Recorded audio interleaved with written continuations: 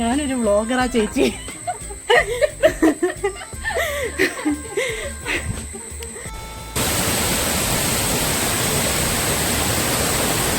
Hello guys, welcome back to my YouTube channel tales of വിമയിലേക്ക് ഏവർക്കും സ്വാഗതം.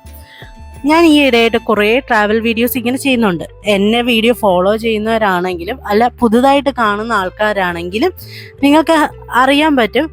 ഇപ്പം ഈ ഇടയായിട്ട് കുറേ പള്ളികൾ, അമ്പലങ്ങൾ, പിന്നെ കുറേ പാറകൾ, അങ്ങനത്തെ ഉള്ള വീഡിയോസാണ് ഞാൻ ചെയ്തിട്ടുള്ളത്. കാരണം എന്ന് പറഞ്ഞാൽ ഞങ്ങളുടെ നാട്ടിൽ അതൊക്കെയാണ് സ്പെഷ്യലായിട്ടുള്ളത്. ഈ പ്രാവശ്യം ഒരു വെറൈറ്റി ആയിട്ട് വീഡിയോസ് ചെയ്യാമെന്ന് വിചാരിച്ചു. ഈ പ്രാവശ്യം ഒരു വെള്ളച്ചാട്ടത്തിൻ്റെ വീഡിയോ ചെയ്യാമെന്ന് വിചാരിച്ചു. ഇത് സ്ഥലം എവിടെയാണെന്ന് വെച്ച് കഴിഞ്ഞാൽ അഞ്ചൽ നിന്ന് 8.6 കിലോമീറ്റർ ഉള്ളിൽ ഓലേരിക്ക് വെള്ളച്ചാട്ടം. ഗൂഗിളിൽ അടിച്ചു കൊടുത്താൽ മതി, നമുക്ക് ലൊക്കേഷൻ കിട്ടും. അത് ലൊക്കേഷൻ ഇട്ടിട്ട് നമ്മൾ നേരെ ഇങ്ങ് പോയാൽ മതി. ഇത് ഇൻസ്റ്റയിലൊക്കെ നല്ല രീതിയിൽ റീലായിട്ട് വന്നൊരു വെള്ളച്ചാട്ടം ഇത്. അപ്പം ഞാനിത് ആദ്യം കണ്ടപ്പോഴത്തേക്ക് വെള്ളച്ചാട്ടം കൊള്ളാലോ. അപ്പം ഇത്രയേ ഉള്ളൂ. ഈ ഒരു ചെറിയൊരു വെള്ളച്ചാട്ടം എടുത്തിട്ടാണ് അവർ റീലാക്കിയിട്ട് കുറേ ആൾക്കാർ കണ്ടിട്ട് ഭയങ്കര സപ്പോർട്ട് ചെയ്തത്. ഇതാണോ എന്ന് വിചാരിച്ച് ഞാൻ ആദ്യം കുറച്ച് സങ്കടമായിരുന്നു. പക്ഷേ പിന്നീട് അവർ മേലോട്ട് ഇങ്ങനെ കൈവരി കെട്ടിയിട്ടുണ്ട്. അപ്പോൾ ഞാൻ വിചാരിച്ചു ഇനി എന്തെങ്കിലും മേളിൽ കാണുമോ നോക്കാം. എന്തായാലും ഈ വെള്ളച്ചാട്ടത്തിന് പുറയിലൊരു വെള്ളം വരുന്നുണ്ടല്ലോ, അപ്പോൾ എവിടെയെങ്കിലും സംഭവം കാണും. അപ്പം നോക്കിയപ്പോഴത്തേക്ക് ഇങ്ങനെ നിരയായിട്ട് വെള്ളം ഇങ്ങനെ ഒഴുകി വരുന്നു. അപ്പോഴത്തേക്ക് കുഴപ്പമില്ല. അത് മാത്രമല്ല, ബാക്കി ഇനി പുറയിലോട്ട് സംഭവങ്ങളുണ്ട്. അപ്പോൾ അതല്ല, അപ്പോഴത്തേക്ക് എനിക്ക് പിന്നെ കുറച്ച് ആശ്വാസമായി. പിന്നെ ഈ സ്ഥലം എന്ന് പറഞ്ഞു കഴിഞ്ഞാൽ റബ്ബർ എസ്റ്റേറ്റാണ്. ഒരു സൈഡ് റബ്ബർ എസ്റ്റേറ്റ്, അപ്പുറത്തെ സൈഡ് റബ്ബർ എസ്റ്റേറ്റ്. പക്ഷേ അതിൻ്റെ ഇടയ്ക്ക് ഒരു പോർഷൻ മാത്രം, ഒരു കാടിൻ്റെ ഫീല് മാത്രം തരും. അതിൻ്റെ ഇടയ്ക്കൂടാണ് ഈ വെള്ളച്ചാട്ടം ഇങ്ങനെ വന്നുകൊണ്ടിരിക്കുന്നത്. ഞങ്ങൾ പോയ സമയത്ത് തലേന്ന് നല്ല മഴയായിരുന്നു. ആ മഴ കാരണം അടുത്ത ദിവസം വെള്ളച്ചാട്ടത്തിന് വെള്ളം ഇങ്ങനെ കുത്തൊഴിച്ചുകൊണ്ടിരിക്കുക. അപ്പം കൊള്ളാം, നല്ല രസത്തിൽ ഈ വെള്ളം ഇങ്ങനെ ഒഴുകി കിടക്കുന്നതാണ്. നമുക്കങ്ങനെ ഇറങ്ങാനൊന്നും പറ്റത്തില്ല, കാരണം കൈവരി ഇങ്ങനെ കെട്ടിയിട്ടേക്കോ. ഇറങ്ങുന്നത് ഭയങ്കര ഡേഞ്ചറായിരിക്കും, കാരണം പാറകളെല്ലാം നല്ല വഴുക്കനുള്ള പാറകളാണ്. പിന്നെ ഈ അറ്റ്മോസ്ഫിയർ അടിപൊളി അറ്റ്മോസ്ഫിയറാണ് കേട്ടോ. രാവിലെ ഞങ്ങൾ വന്നത്, അതുകൊണ്ടാണ് ഞാൻ ഇത്ര നല്ലതാന്ന് പറഞ്ഞത്. കാരണം ഫുള്ള് ചീവീടിൻ്റെ സൗണ്ട്, അങ്ങനത്തെ ഉള്ളൊരു സൗണ്ടാണ് ഫുള്ള്. അപ്പോൾ ഒരു കാട് എന്ന് പറഞ്ഞാൽ പക്ക കാട് പോലെ നമുക്ക് തോന്നും.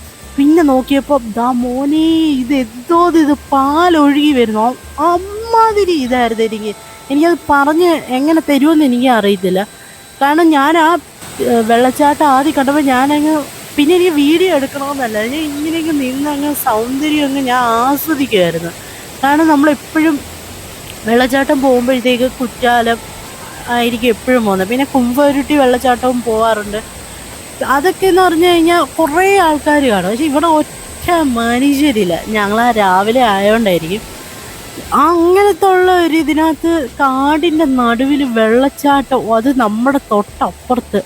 അത് നിന്നപ്പോഴത്തേക്ക് എനിക്കത് എന്തോ പറയണമെന്ന് അറിയത്തില്ല. അത് കാണുമ്പോൾ ഞാൻ ആദ്യമായിട്ടാണ് ഇത്ര പാല് പോലെ ഒഴുകി വരിക. അത് കഴിയുമ്പോഴത്തേക്ക് അതിൻ്റെ താഴെ വരുമ്പോഴത്തേക്ക് ചെളിവെള്ളം ഇങ്ങനെ കാണാൻ പറ്റും. പക്ഷെ ആ ഒരു സൈഡ് മാത്രം പാല് പോലെ ഇങ്ങനെ ഒഴുകി ആ സൗണ്ട്, വെള്ളച്ചാട്ടത്തിൻ്റെ ആ സൗണ്ട് എന്നെ കേൾക്കണം. നമ്മളൊരു വേറൊരു ലോകത്ത് പോകുന്നതുപോലെ. അതിൻ്റെ ചുറ്റും തന്നെ ക്രീപ്പർ പ്ലാന്റ്സ് അടിപൊളിയായിട്ട്. കാരണം ഇത് ആൾക്കാരുണ്ടാക്കി വെച്ച ആർട്ടിഫിഷ്യൽ ഒന്നുമല്ല, ഇത് പ്രകൃതിയുടെ തന്നെ സൃഷ്ടിയാണ്. പ്രകൃതി എങ്ങനെ ഉണ്ടാക്കി അതുപോലെ ഉണ്ടാക്കി വെച്ചേക്കുക. പിന്നെ കൈവരി മാത്രം അവർ, നമ്മുടെ ആൾക്കാർ ഇവിടെ ഉള്ളവർ കെട്ടിക്കാണും. കാരണം ഇതൊരു ടൂറിസം പ്ലേസ് ആയിട്ട് ഇനി വരാൻ പോകുന്നതാണ്. ഈ പണി നടക്കുന്നതേ ഉള്ളൂ. അപ്പോഴും ഞാൻ കുറച്ചും കൂടെ മേലോട്ട് കയറിപ്പോയപ്പോഴത്തേക്ക് അവിടെ വേറൊരു വെള്ളച്ചാട്ടം. അത് അപ്പോഴും ഞാൻ വിചാരിച്ചു ദൈവം ഇത് 3 വെള്ളച്ചാട്ടം അറ്റ് പോയിന്റ് നമുക്ക് കാണാൻ പറ്റും. അത് നമ്മൾ ഈ ഉയരെ കൂടിക്കോട്ട് ഇങ്ങനെ വരുമ്പോഴത്തേക്ക് അത് അവിടെ വേറെ വേറെ കാഴ്ചകളാണ് കാണുന്നത്. അത് എനിക്ക് അതിനെക്കാട്ടിൽ ഇഷ്ടപ്പെട്ടതെന്ന് പറഞ്ഞു കഴിഞ്ഞാൽ അറ്റ്മോസ്ഫിയർ, ഒരു രക്ഷയില്ലാത്ത അറ്റ്മോസ്ഫിയർ. കാരണം നമ്മൾ ആ വെള്ളച്ചാട്ടത്തിന് അടുത്തോട്ട് പോകുമ്പം വെള്ളം ഇങ്ങനെ ചീറ്റിൻ്റെ ശീതനടിക്കുന്ന പോലെ നമ്മൾ അവിടെ നിൽക്കുമ്പോഴത്തേക്ക് വെള്ളം ഇങ്ങനെ ചീറ്റി വരും. അതേപോലെ കാറ്റും പിന്നെ ഒരു കാവിൻ്റെ സ്റ്റൈലാണ്. മേളിൽ ചെല്ലുമ്പോഴത്തേക്ക് കുറേ മരങ്ങളും വള്ളിക്കമ്പുകളും പിന്നെ ഈ കുറേ വേറെ ചെടികളുണ്ട്. ആ ചെടികളുടെ പേരൊന്നും എനിക്കറിയില്ല. പിന്നെ വള്ളിക്കമ്പ് പോലത്തെ ഉള്ള ചുറ്റുമുണ്ട് ആ പാറയുടെ ഇടയിലൊക്കെ. അപ്പം നമുക്ക് നല്ലൊരു കാവിൻ്റെ ഫീൽ തോന്നി. എനിക്കിതൊക്കെ കണ്ടപ്പോഴത്തേക്ക് തോന്നിയത് മറ്റേ ആനന്ദഭദ്ര സിനിമയ്ക്കകത്ത് മറ്റേ ശിവമല്ലിക്കാവും മാടമ്പള്ളിയും അങ്ങനത്തെ ഉള്ളൊരു ഫീച്ചർ ഉണ്ടല്ലോ. ശിവമല്ലിക്കാവിൻ്റെ ആ ഒരു ഫീച്ചർ, പിന്നെ അതിൻ്റെ ഇടയ്ക്ക് ഇതിലെ ദിഗംബരനൊക്കെ പോകുന്നൊരു വെള്ളച്ചാട്ടമൊക്കെ ഇല്ലേ, ആ ഒരു ഫീലായിരിക്കും ഇവിടെ നിന്നപ്പം തോന്നി. ഞാനത് ആ ഫുള്ള് എനിക്ക് ആ ഒരു മൈൻഡ് മൊത്തം അതേപോലെ ഞാൻ ആ സിനിമ മൊത്തം ഓർത്ത് ഇവിടെ നിന്നപ്പോഴത്തേക്കും. പിന്നെ ചെടികളൊക്കെ കൊള്ളാം. ഇതൊരു കാട്ടുചെടി പോലത്തെ ഉള്ളത്, അത് ഏതാണെന്ന് എനിക്കറിയത്തില്ല. ആ സൈഡിൽ നിന്ന് ഞാനിങ്ങനെ വെള്ളം ഇങ്ങനെ ഒഴുകി വരും. നമുക്ക് അങ്ങോട്ട് പോയി കഴിഞ്ഞാൽ ചിലപ്പോൾ ഡേഞ്ചർ ആയിരിക്കും, അതുകൊണ്ട് പിന്നെ പോയില്ല. വള്ളിക്കമ്പിൽ ഇങ്ങനെ പിടിച്ച് നമ്മുടെ നിൽക്കാം. പിന്നെ അവിടെ നിന്ന് ഇങ്ങനെ വെള്ളം ഇങ്ങനെ ഒഴിച്ചു വരുന്നുണ്ട്. വെള്ളച്ചാട്ടത്തിൻ്റെ സൗണ്ടും ഞാൻ നേരത്തെ പറഞ്ഞ ചീവീടിൻ്റെ സൗണ്ടും അത് ഒരു രക്ഷയില്ല. അത്രയും സൗണ്ട് ഇങ്ങനെ വരുക. അതേപോലെ രാവിലെ കൂടെ ആയോണ്ടായിരിക്കും നല്ല രീതിയിൽ ഇങ്ങനെ വരുന്നുണ്ട്. പിന്നെ സറൗണ്ടിങ്സ് ഒക്കെ അടിപൊളിയാണ്. പിന്നെ കണ്ടോ വഴുവഴുക്കലുള്ള പാറയും അതിൻ്റെ മേളിൽ നിന്ന് ഇങ്ങനെ വെള്ളച്ചാട്ടവും പിന്നെ ആ ഡ്രിസ്ലിംഗ് ഉണ്ടല്ലോ, ആ ശീതക്കാറ്റടിച്ച് കയറുന്നത്, അതും കൂടെ അടിപൊളി ഒരു മാസ്മരിക മൊമെൻ്റ് ആയിരുന്നു. പിന്നെ ഞാൻ ആ ശ്രദ്ധിച്ചെന്ന് പറഞ്ഞാൽ ആ വെള്ളച്ചാട്ടത്തിൻ്റെ മേളിൽ എന്തൊരു സംഭവമുണ്ട്, പക്ഷെ നമുക്ക് അങ്ങോട്ട് കയറി പോകാനും പറ്റത്തില്ല. അപ്പോൾ അവിടെ ഈ വെള്ളം എവിടുന്നാണ് വരുന്നതെന്ന് നമുക്ക് അറിയണമല്ലോ. പിന്നെ അത് ഉറവ തേടി പോകുന്നതായിരുന്നു പിന്നീട് അങ്ങോട്ട്. എനിക്ക് ഇവിടെ എല്ലാം ഇഷ്ടപ്പെട്ട് ഞങ്ങൾ വിചാരിച്ചു ഇവിടുന്ന് എന്തായാലും ഇറങ്ങാം, ഇത് കഴിഞ്ഞ് ഇതിൻ്റെ മേളിൽ ഈ സംഭവം കാണുമല്ലോ, അത് കണ്ടുപിടിക്കാനായിരുന്നു. ജോഗ്രഫി എന്തെങ്കിലും ഇങ്ങനെ കറങ്ങി തിരിഞ്ഞ് വരുമല്ലോ, അപ്പോൾ അത് കണ്ടുപിടിക്കാനായിട്ടായിരുന്നു പിന്നെ ഞങ്ങൾ അവിടെ നിന്ന് ഇറങ്ങിയത്. പിന്നെ ഈ പോവാൻ ഒട്ടും താല്പര്യമില്ല, കുറച്ച് നേരം കൂടെ കഴിഞ്ഞിട്ട് പോകാമെന്നാണ് വിചാരിച്ചത്. പിന്നെ നമ്മൾ ഈ ഓൾറെഡി ഒരു മണിക്കൂറോളം ഇവിടെ കണ്ടു നിന്ന് സ്പെൻഡ് ചെയ്തു. പിന്നെ ഞാൻ വിചാരിച്ചു എന്തായാലും ഇനി കുറച്ചും കൂടെ കഴിയുമ്പോഴത്തേക്കും അതിൻ്റെ ഉറവയും കൂടെ കണ്ടുപിടിക്കണം, എവിടാന്നുള്ളത്, വരുന്നത് എവിടുന്നാന്ന് നമുക്ക് അറിയണമല്ലോ. പിന്നെ അങ്ങോട്ടായി അടുത്ത യാത്ര.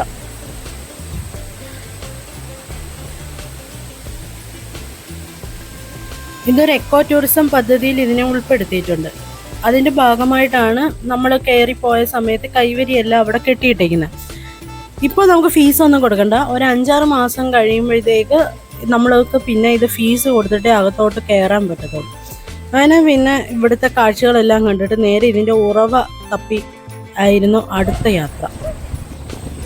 അച്ചാച്ചൻ്റെ ഒരു ഫ്രണ്ടിൻ്റെ വീട് ഇവിടെ ആയിരുന്നു. അപ്പം നമ്മൾ ഉടനെ ആ പുള്ളീനെ കോണ്ടാക്ട് ചെയ്തിട്ട് ലൊക്കേഷൻ എവിടെയാണെന്ന് ചോദിച്ചു. അപ്പം പുള്ളി പറഞ്ഞു പുള്ളിയുടെ വീട്ടിൻ്റെ ഫ്രണ്ടിൽ നിന്നാണ് ഈ വെള്ളച്ചാട്ടം ആരംഭിക്കുന്നതെന്ന്. അത് കേട്ടപ്പോൾ നമുക്ക് നല്ല സന്തോഷമായി. ഇനി നാട് മൊത്തം ചുറ്റേണ്ട കാര്യമില്ലല്ലോ, നേരെ പുള്ളിയുടെ വീട്ടിൽ പോയാൽ പോരെ.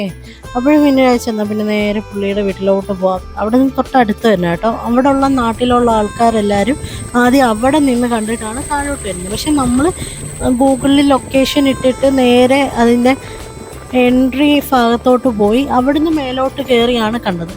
അതാണ് ഏറ്റവും നല്ല വ്യൂ എന്ന് ഞാൻ പറയും. താഴേന്ന് കണ്ട് മേലിലോട്ട് പോകുന്നതാണ് നല്ലത്.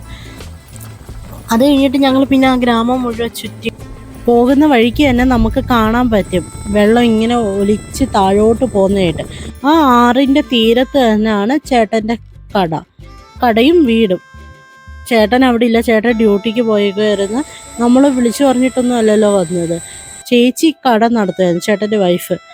അവിടെ ചേച്ചി പറഞ്ഞ് ചായ കുടിച്ചിട്ട് പോകാമെന്ന് പറഞ്ഞു. അപ്പം ഞങ്ങൾ പറഞ്ഞു വേണ്ട ചേച്ചി, ഞങ്ങൾ താഴെ പോയി കണ്ടിട്ട് തിരിച്ചു വന്നിട്ട് നമുക്ക് ചായ കുടിക്കാമെന്ന് പറഞ്ഞു. അങ്ങനെ താഴോട്ട് ഇങ്ങനെ ചേച്ചിയാണ് പറഞ്ഞത് ഇങ്ങനെ ഈ ഒരു വഴി പോയാൽ മതി, നിങ്ങൾക്ക് കാണാൻ പറ്റുമെന്ന് പറഞ്ഞു.